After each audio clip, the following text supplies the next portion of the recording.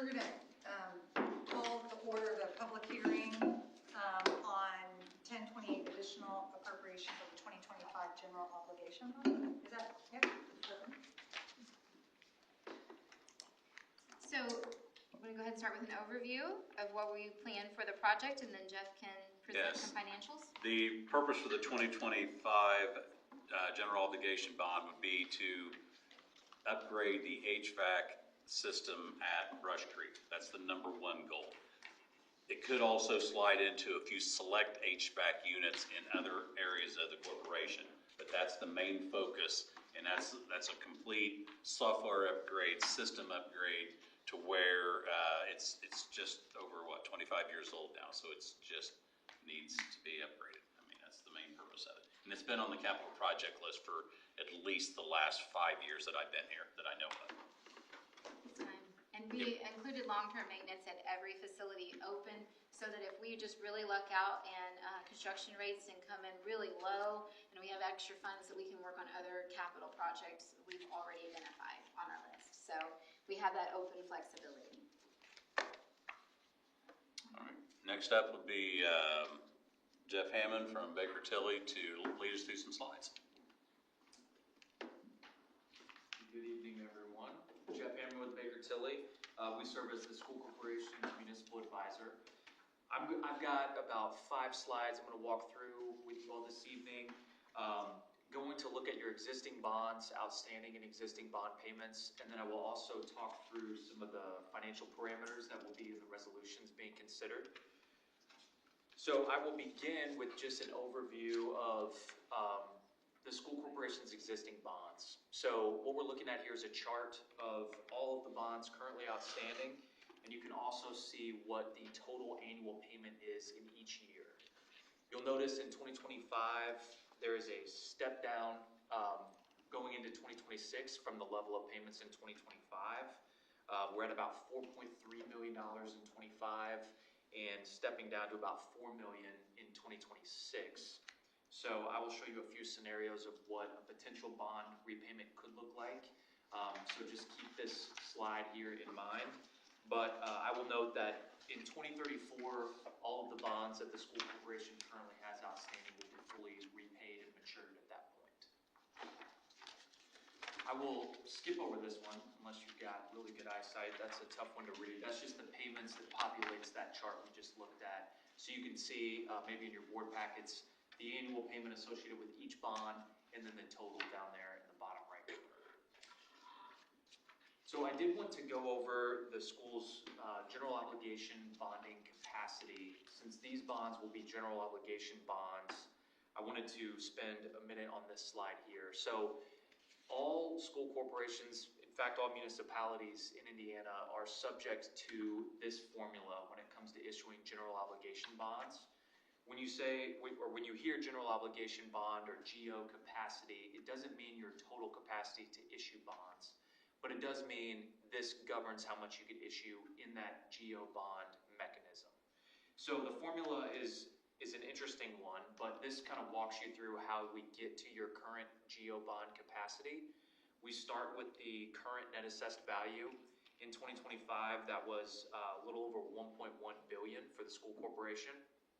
We then need to divide by 3 and take 2% of that, and that gets you to your debt limit as a general obligation bond, which is currently $7,782,452.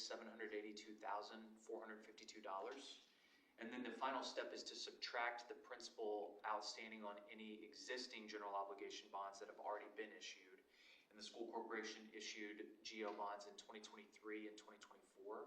So when we subtract out the principal on those bonds that is still outstanding, it gets us to your current capacity of just over $3.3 million.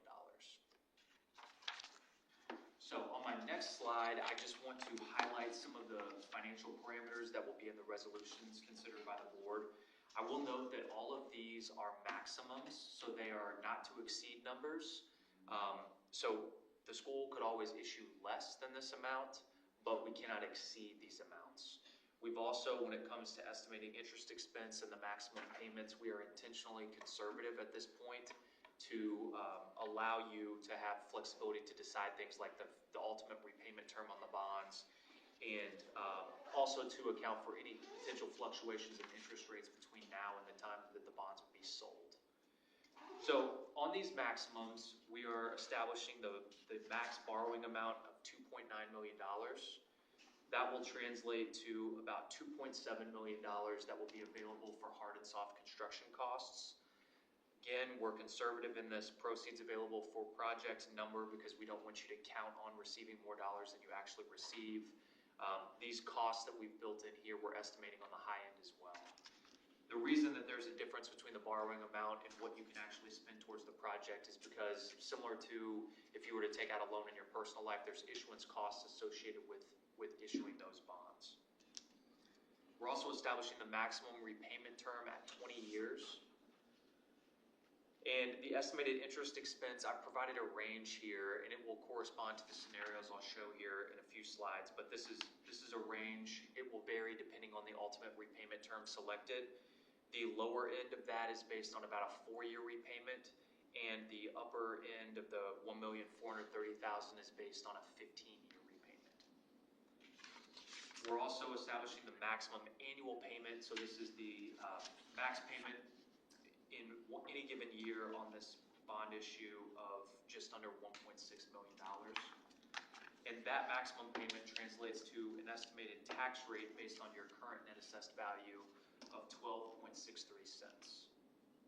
The final statistic on this page here is we are able to issue these bonds given that step down we saw a few slides ago in the payments from 25 to 2026. We are able to issue these bonds without an increase to the tax rate. However, you have the flexibility to go up to that maximum 12.63 cents associated with this one project. So my last slide, and my last table slide before we get into a couple charts. I'll be quick on this one. This just shows you 3 different repayment scenarios that you could consider doing with these bonds. Again, 4 years, 10 years, and 15 years. You can see the estimated interest expense associated with each of those, as well as the estimated maximum payment associated with each of those scenarios. The trade-off with considering the repayment term, the shorter you take to repay the bonds, the less in interest that accrues over the lifetime of that borrowing. However, it does also mean a higher annual payment associated with that. So the last 3, I will just go quickly over these since this can be determined at a later time, but I did want to show you 3 potential repayment scenarios. The blue represents your existing bond payments that we looked at on the first slide. The yellow represents a potential repayment on a 2025 general obligation bond. This would be the 4-year scenario. So you see the goal here with this was to keep payments in line with where they were in 2025, essentially filling in those step downs in your existing bond payments. And then the next 2 slides look very similar. This is the 10-year scenario. So you see a scenario like this gives availability in 2027. There's an additional step down, which does provide a little flexibility to issue another series of bonds if needs dictate to still maintain a stable tax rate. And then the final one is just a 20-year repayment. So this would be the maximum repayment term that the school corporation can pursue. And again, this stretches your payments out to about 2040, but again, builds more flexibility in future years in terms of payment capacity for that is the last of my slides. Are there any questions that I can answer pertaining to this project or these bonds? Any questions from the board? Thank you for coming. Thank you. Public comment? Yep. So this is a public hearing, so this is your time. If you would like to make any public, take any public input or comment on the proposed projects,